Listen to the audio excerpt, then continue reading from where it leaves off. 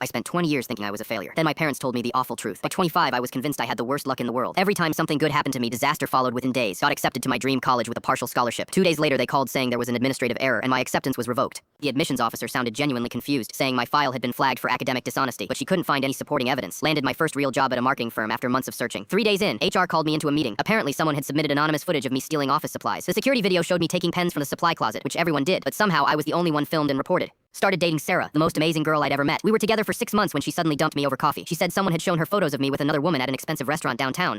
Except I'd never been to that restaurant, and when she showed me the photos, they looked strange. The lighting was off, and my face looked slightly blurred. Every apartment I tried to rent fell through at the last minute. Landlords would initially love my application, then call back saying references came back negative, or someone had reported I was financially unreliable. Meanwhile, my younger sister Emma was absolutely crushing life. Perfect marketing job at a Fortune 500 company, perfect boyfriend, perfect downtown apartment. My parents constantly compared us at family dinners. Why can't you be more organized like Emma? She has her whole life together at 23. The breaking point came when I finally got promoted to assistant manager at my retail job.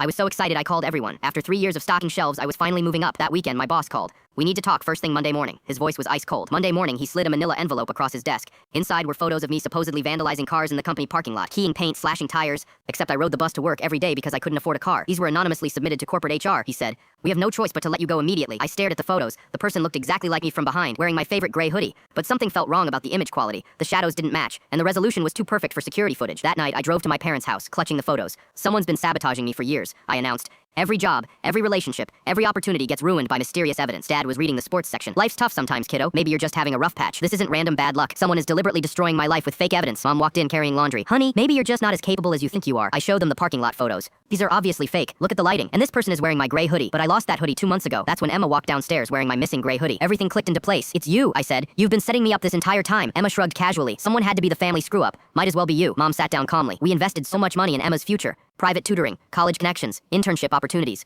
But it only works if she looks successful by comparison. Dad looked up. You were supposed to be the cautionary tale that made Emma shine brighter. Every successful family needs a failure to highlight how well the others are doing. I was recording everything on my phone. You've been photoshopping fake evidence against me for years. Emma laughed. It was surprisingly easy. I majored in graphic design, remember? Creating realistic fake photos became like a hobby project. The next morning, I took the recording and all the fabricated evidence to an employment lawyer. Turns out identity theft, fraud, and intentional interference with employment opportunities have serious criminal penalties. Emma lost her perfect job when her background check revealed the pending charges. My parents paid a settlement that covered my legal fees, therapy, and career counseling. I'm doing amazing now with a great new job. Emma still lives in their basement, unemployed and facing court dates. Sometimes the cautionary tale gets the last laugh.